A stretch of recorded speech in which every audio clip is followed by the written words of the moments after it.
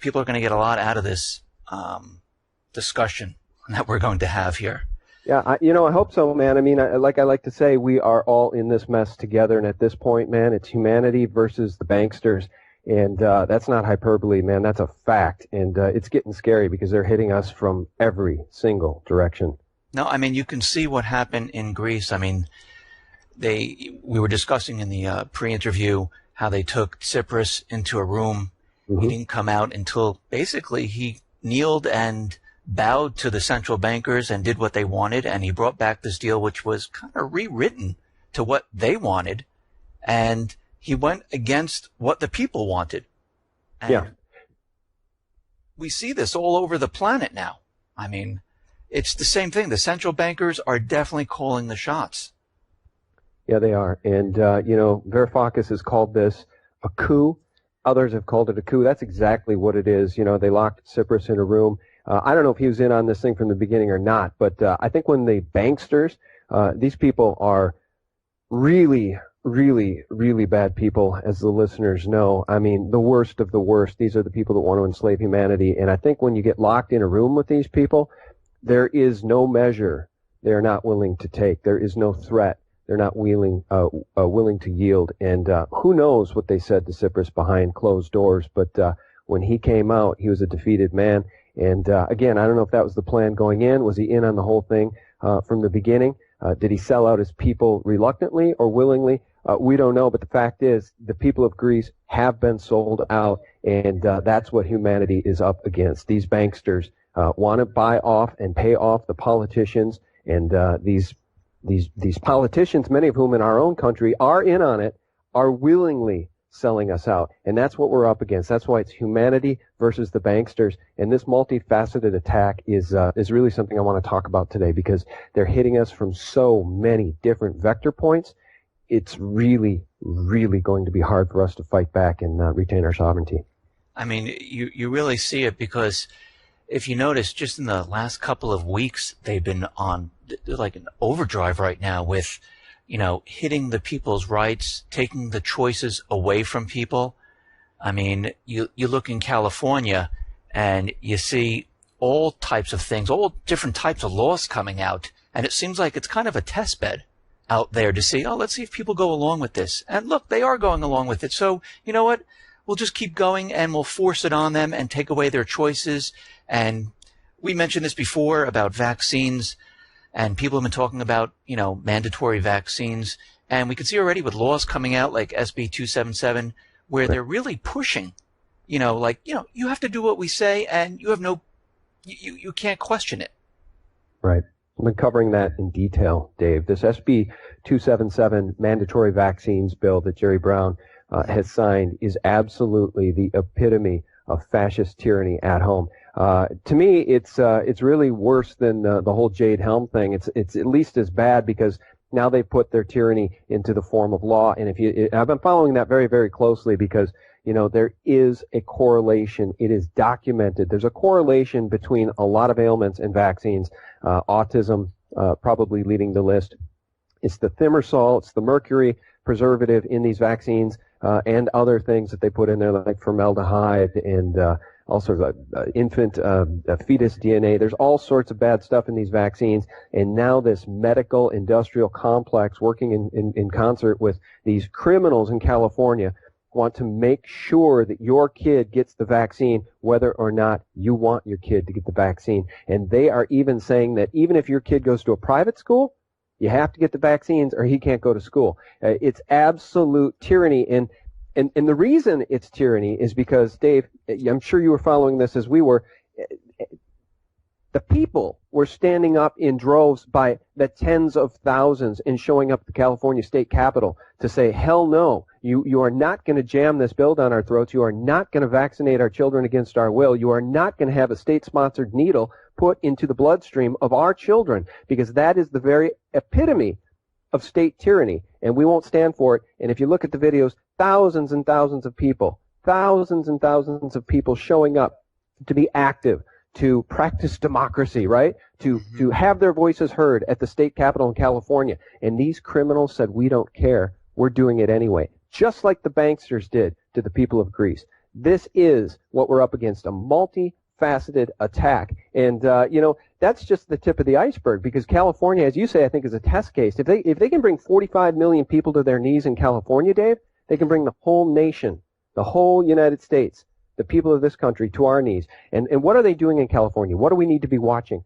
We need to be looking so closely at this engineered drought and the Agenda 21 policies that are being rolled out in earnest on the back and on the excuse of this engineered drought. It's completely terrifying, because if they destroy the breadbasket of our nation, which is really agriculture in California, by way of this engineered drought, and why do I say engineered? We can talk about that in detail.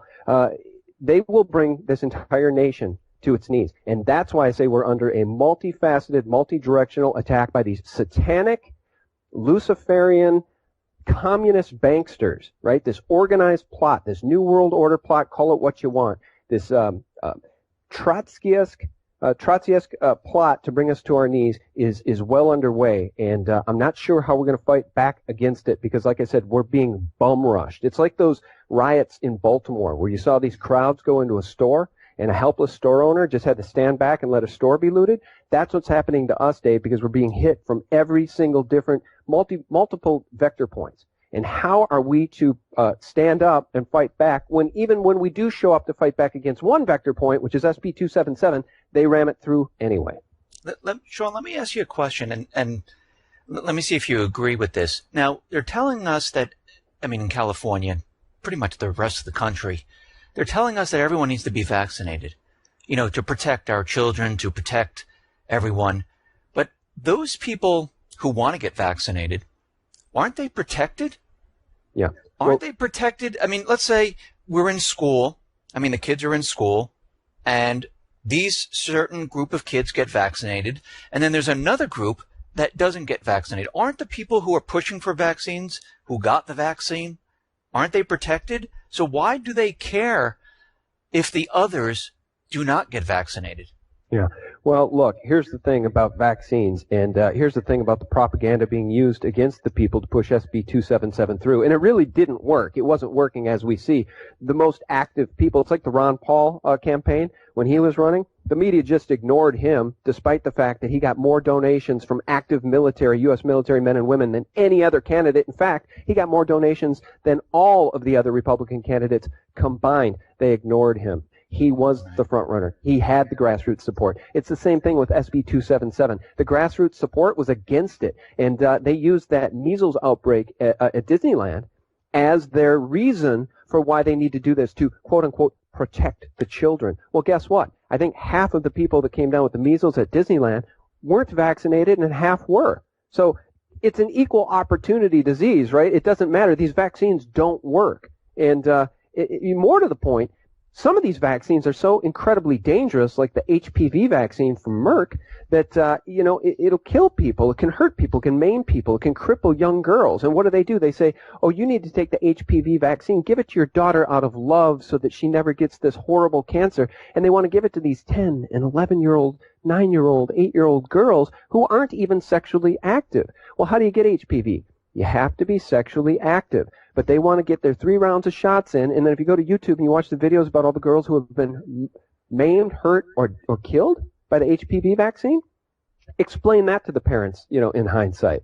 You shouldn't have given your daughter this vaccine, which purportedly only protects against, I think, 3 variations of over 128 different variations of HPV. These drug companies don't care about you or me or our children, Dave, and you know that as well as I do, and so do those crowds that showed up to say hell no to SB 277. Yeah, I think some of the statistics in the last 10 years, the number of cases of people that died from the measles, who had the measles, is 0, and those people who received the measles vaccine, I think over the last 10 years, 150 people died just from the vaccine itself. Yeah. So, when you look at this, you see okay, they took the vaccine, they died, they got the measles, and measles has been around for a very long time. When I was growing up, my parents, my grandparents, they had the measles. Mm-hmm. Actually, it was like a rite of passage. You get the measles, just like the chicken pox. Yeah, I had chicken pox when I was a kid. So did I. It for a couple of days, and you get over it. Right. And then you have a natural immunity to it. You know, Right. but here's the point that needs to be made about SB 277, right? And it gets back to what you said about California being really a test case, right, for the rest of the country. If they can roll out this tyranny and they get away with it, then what happens when the next biological attack occurs? What happens when they come to the rest of us in this country and say, okay, well, now we're going to sign an executive order, and everybody in the country needs to show up at, you know, the local gymnasium at the school to get their mandatory shot from the magic government that's going to protect you against the magic disease. Well, who knows what's in that? Nanotech? Who knows what's in that? We trust these people? We don't trust these people. They're known, repeated liars. So why would we want to give up our ultimate freedom, our personal sovereignty, the control over our own human God-given body? Why would we want to do that? We don't. But they want to take that right away from us. And that's the ultimate tyranny. I've said a couple of times now that these people, these fascists in California, are going to spark a revolution because they're pushing so hard. And I don't think there's a better example of it than SB 277. The people said no. The government said, screw you. We're doing it anyway. Yeah, I mean, if you really look, it's basically taking and removing the right of the people to make a choice for themselves. Yeah. And that is the foundation of the founding fathers when they put together everything and told us that we were born with inalienable rights and we have the right to choose. We have the right to free expression. We have the right, all the different rights that we have. And we can see that each time these central bankers, these elites, they continually come out and they chip away at each one of these. And we see across the country where people are being searched without any type of warrant. We see that in certain colleges and certain protest areas, they have the little fenced-in areas, and they say, oh, you can practice free speech in there, but everywhere else you can't practice free speech. And especially with the gun rights, I mean, you see they're just continually coming out with, thousands upon thousands of laws trying to infringe on that. But this is what they're trying to do. They're trying to remove the rights. And what's interesting about this is I use Ukraine as a perfect example, and not just Ukraine, but the Middle East. When the central bankers take over a country, and they install a puppet government, if you notice, the people of the country no longer have the rights. The people there are called terrorists. The people there, are their enemy.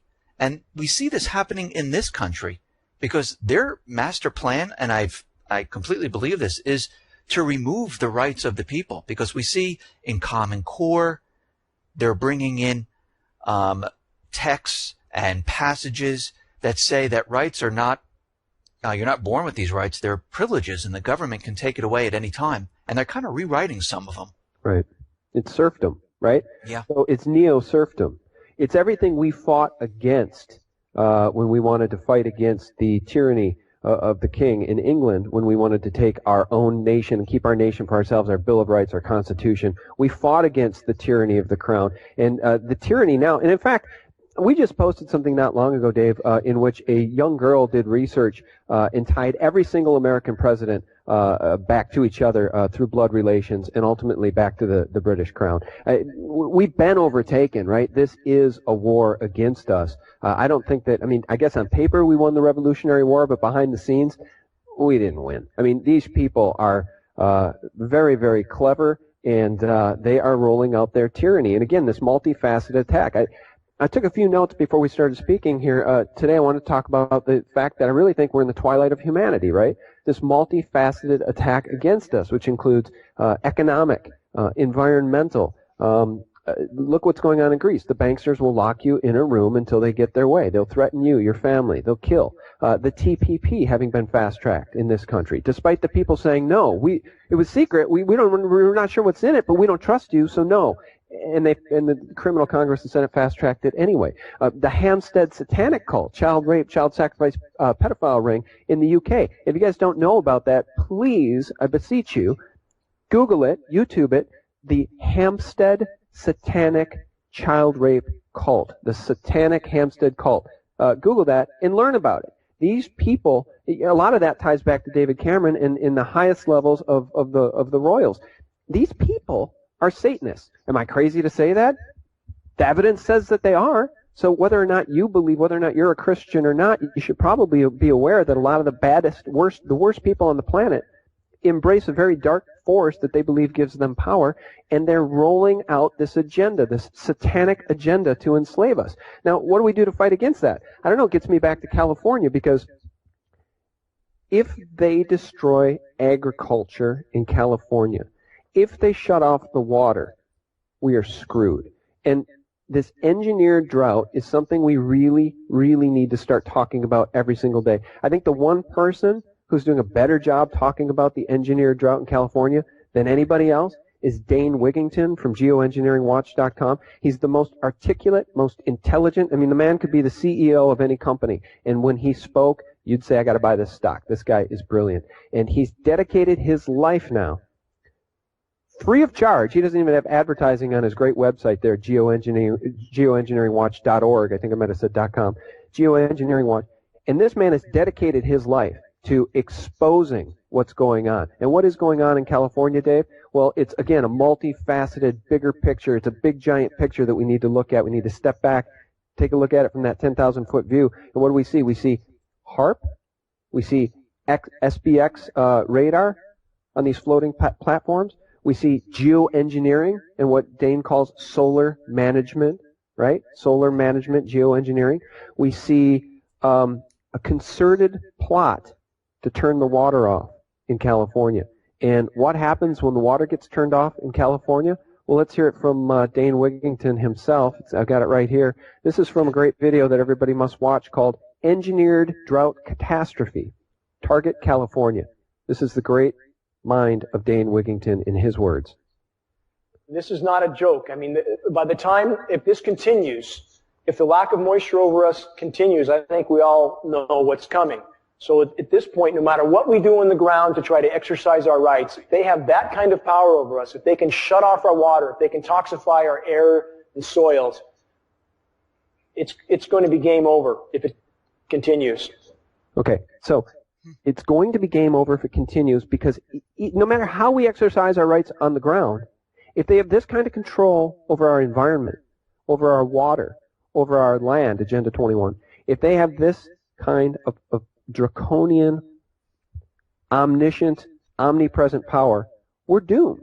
And Dane's just trying to sound the alarm. And you guys, prior to that part in the video there at 16, 17 minutes into the video, he's showing NOAA's maps, right? NOAA maps, governmental agency maps, showing this drought being engineered. It's quantifiable. It's statistically, you're more likely to get hit by an asteroid than for what's been going on in the environment to be happening naturally.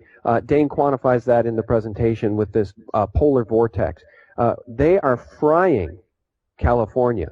And again, the geoengineering thing isn't just about California. It's much, much, much bigger than just California. But it needs to be talked about, Dave, because honest to God, man, they're going to bring us to our knees. And once our food is gone, once the water's turned off, there will be no way to fight back against these people. Let me ask you a question. Do you think that they are doing this and creating this drought scenario to bring in, to get rid of the natural crops that grow with, with water and rich soil, to bring in GMO type of engineered crops where they don't need that much water, and to try to switch us over to that? Because there has been a lot of resistance with GMOs, and I don't eat anything that's well, at least I don't think I do. I try not to whatsoever. I'm kind of a health nut. But it seems like throughout the globe with everything that's going on, vaccines, it seems like GMO, they're continually trying to push this on us and trying to convince us that, yeah, this is good for you. Eat our food, eat this, use these seeds. And it seems like maybe in California, I don't know what your opinion is, that they're trying to destroy what's there and maybe come in and say, listen, we know you had a really bad drought. We know water is not abundant here, but these seeds will grow in the desert, and you'll have crops with our seeds. Yeah, Monsanto's GMO seeds and, the Roundup Ready seeds where they put the poison into the food on a cellular level. Everybody who's informed is concerned about that. Nobody wants to eat the stuff, and of course the government won't allow it to be labeled because the government is fascist, right? So there's a revolving door at the FDA. So the same people that worked at Monsanto are at the FDA, and what hope do we have, right? But I think the engineered drought in California is so much bigger than just the GMO seeds. And I think you're onto something there, but I think it's much, much bigger. The Agenda 21 policy is to herd people into giant cities with little tiny living spaces, okay? So no more single family homes, no more green lawns that you get to water, no more 2 cars, they want to think Mexico City, but worse. That's what they want to do. So through this engineered drought, and through turning off the water, they can start to depopulate entire urban areas. And I know that sounds crazy. Agenda 21 sounds crazy. And when we were reading the documents 10 years ago, we thought, well, there's no way people will go for this. Well, guess what? The people will have to go for it when there's an engineered drought and they have no food and water. So they can say, okay, here is the new area where you can get your food and your water, your free food and your water, which will be what? GMO food and probably fluoridated water. And they're going to herd us into these Orwellian cities, and then they're going to privatize all that land. They'll buy it all up, pennies on the dollar, and this is the neo-serfdom I'm talking about. This is the plan for the royals, for the Luciferians, for the people at the Vatican, for the Rothschilds, for whatever you think controls this planet. I think they're all in on it together. This is the plan for them to just own everything. It's their world. We just live in it. And what do they want to do to us? They don't give, I almost swore, they don't care about us. They want us gone. They want to depopulate us. And you know what? There are great people waking up to that fact. And I want to play this bite from a 4th-generation farmer in California. This is a great video from We Are Change and the Elite's plan for a California drought talked about by a 4th-generation farmer who speaks out. Can I play this for you, Dave? It's probably going to be close to 45 seconds a minute, but I think it's very important. Go right ahead. Okay, let me play this for you guys, and I just want to preface it by saying, if anything I just said people think is crazy, guess what? There's people who haven't studied these issues as much as me who are waking up, like this very courageous, very brave 4th-generation California farmer. Listen to this. If there were to be an agricultural collapse in California, what would that look like? Well, we see plenty of movies, don't we, where there isn't any food and stuff. Boy, I don't even want to think of that. Surely we're smarter than that, Kayla. Surely we can come together and solve these things. I know there are people, elitists, that think there's too many people on the planet, so some should just die. There's elitists that think we shouldn't be farming. We shouldn't be using irrigation in the San Joaquin Valley, that everything should go back to how it used to be. It's incredible to listen to that line of reasoning. It's just not something I can get my brain around. My whole life and my whole career has been about feeding people, and I think everybody wants to be fed. And indeed, everybody does, but it just seems that the elitists don't share that. They don't feel a connection to every man. They don't feel a connection to every man, and that couldn't... See, I wanted to play that for you guys because I think he hits the nail on the head. He knows what's going on. How does this 4th-generation farmer who dedicates 12, 14 hours of his day to growing healthy food to feed people, how does he know these things? People are waking up. Now, the question is, what do we do about it? What do we do about it when, and I'm going to go back and I'm going to use this term again, Dave, Satanists, Luciferians. What kind of madmen would be doing nothing about Fukushima? What kind of madmen would be putting fluoride in the water to dumb down populations for decades? What kind of madmen would want to create GMO foods, right, that pollute our own biology, that pollute our own DNA? What kind of madmen would want to put poisons in vaccines to hurt children? The autism rate used to be 1 in 10,000, now it's like 1 in 60. Mm-hmm. What kind of madmen? Satanists, because they want to corrupt God's creation. They want to corrupt the beauty of this world. They want to destroy it. They are the destroyers of beauty and the destroyers of humanity. And how we fight against that, I don't know. And I know there's a lot of listeners that will say right now, just trust in God. This is all part of the plan. Well, that may be the case, but in the meantime, Their plan is to kill us and our children, and we need to fight back. The question is, how do we do it? They're developing Skynet at this point. They want to have total control, right? Total tactical control over us from the skies, from space, and otherwise. And I'll tell you what, guys, that's why I wrote down at the beginning of this before Dave and I started talking about it. We are in the twilight of humanity, and I want to fight back. I just don't know how. How do we fight back at this point? I'm doing everything I can. What are we supposed to do, Dave? How do we fight back against this multifaceted satanic attack? I mean, it's starting here. I mean, people listening, people waking up, getting the message out, and people objecting to what they're trying to do. I mean, at this point, we're at the beginning phases of it. There are a lot of people waking up right now, and I see more and more people waking up, people calling for, labeling on foods to understand what's in their foods, people waking up saying, you know something, I just don't agree with what the government is doing here. I don't agree with the laws. And what's going to happen, I think, is that people are going to have to band together. People are going to have to wake up, see what's happening, and band together. Yes, we've had a lot of people in California come out against the bill SB 277, which became law, but it's not enough. The rest of the country needs to come out and support each other against what is happening. But there are still people that are sleeping. There are still people that are not awake, and they are going along with it. And this is a problem. And as we know from everything else, the only way there is change is if we get everyone together and we expose what is happening. And I think with us talking about it, others talking about it, and retrieving the documentation, we're exposing what is happening and spreading the word out to more and more people. Yeah, exposing the men behind the curtain, and Yes. it's because that is what we're doing, and that's what needs to be done, right? Jerry Brown's done it to himself, right? By being a fascist, tyrannical monster, by pushing through SB 277 and signing it, despite the people saying no, right? And so what do they use against the people? They use propaganda, and they use these divisive issues to divide us and keep us fighting against each other instead of all stepping back and looking at the real boogeymen. The boogeymen against humanity are the people that are the puppet masters. The people even above are corrupt politicians, right? They're going to give us Hillary and Jeb in 2016. And believe me, both of those families are very, very criminal and are up in the pyramid, but they are not at the top of the pyramid. And we need to step back and stop fighting against each other, right? That fourth generation farmer went on to say in that interview, very, very succinct, wonderful points. And because he's speaking from a place of passion. He loves people. He wants to grow good, healthy food. He wants to help people. He wants to save California. That's why at the beginning of that fight, he said, surely we're smart enough to figure out a way to come together and fix this.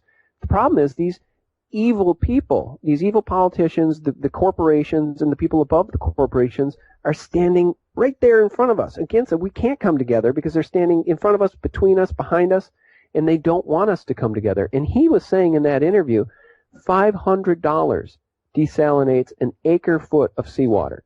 An acre-foot of seawater is a lot of fresh water, $500. He says 80% of Californians live within 50 miles of the ocean. For 1/4 of the cost of the high-speed train that they want to put out there for $68 billion, Dave, a stupid high-speed train, for 1/4 of that cost, they could solve their water problems to a large degree by producing a lot more fresh water with desalination plants. An acre-foot of fresh water costs about $40 a month for you and your family. He said, we don't need, this is his quote, we don't need to be treated like dogs, being thrown bones by these elitists. You fight over this because there's only this much, they'll tell you. And it's not true. End quote. It's artificial scarcity. It's Agenda 21. It is their plan. And divide and conquer. You know the playbook, Dave. It's divide and conquer. Problem, reaction, solution. Problem, drought. Reaction, better turn off the water. We better not allow you to water your car. We better, maybe you only get 10 gallons a day for drinking water for you and your family. A year later, 2 gallons, 1 gallon. Oh, you're done. You better be herded into a big centralized city where we'll give you water. This is the plan, divide and conquer. But you notice when they're shutting off the water for the people, they keep the water on for the corporations. Yeah, the fracking companies get all the water they want. The bottling companies for like soda and the bottling companies for water, that was kept on. Yeah, do you know that Nestle is sucking all the Yes. water out of Lake Michigan over here in my part of the country? They get carte blanche to suck out all the damn water they want, and then it shows up in Walmart at $5 for a 24-pack, and they're pulling it out damn near for free, and nobody's doing anything about it. Why? Because we have a revolving door of corporatism in this country. It's called fascism. Mussolini defined it. When the corporations and government are in bed together, it's the absolute definition of fascism, and these corporations run our government. And that's why nothing ever changes. That's why all of us are screaming at the top of our lungs for change, and it never comes. Right, because these governments, they're not working for the people anymore. They're working for the elite, the bankers, the corporations. Yeah. Nothing is being done for the people. They tell you that they're doing it for the people, but nothing's really ever done for the people whatsoever. Yeah, and now the tyranny is absolutely overt, where it used to be covert, and if a bill didn't go through, well, then they'd rename the bill and bring it back 6 months later. Now it's completely overt. The Greek people don't want austerity. Too bad you're getting it anyway. The people of California don't want mandatory vaccines. Too bad you're getting it anyway. It's overt. The tyranny and the fascism is overt. And I guess we can wrap this conversation up. You probably got to go. I'm talking your ear off here, but I would say this. What really is amazing to me, Dave, is that most of my friends, neighbors, and colleagues are still not awake to this stuff, and they think everything is just fine because they're still employed, unlike the 45 million Americans on food stamps. The people that are employed, that get their news from CNN and MSNBC and ABC TV and all these Mockingbird CIA media sources, they still think everything's pretty okay. And that's really the most shocking part. And I agree with you. My friends and people that I know still, they think everything is fine until it isn't, and then everything starts to fall apart and they're scratching their heads. What happened? What happened? Mm-hmm. But listen, I really appreciate you coming on the X22 Report Spotlight. Thanks for being here. For those people who are trying to get in touch with Sean, you can go to his sgtreport.com. You can go to libertymill.com, thephaser.com. You can go to YouTube, find his channel. I'm going to put all the links at the bottom of the video so it makes it easier for everyone just to reach out and find him. Thanks for being on the X22 Report Spotlight. Hey, Dave, thank you. And I just want to thank all the listeners for sticking with us this long. I really appreciate your support at sgtreport.com.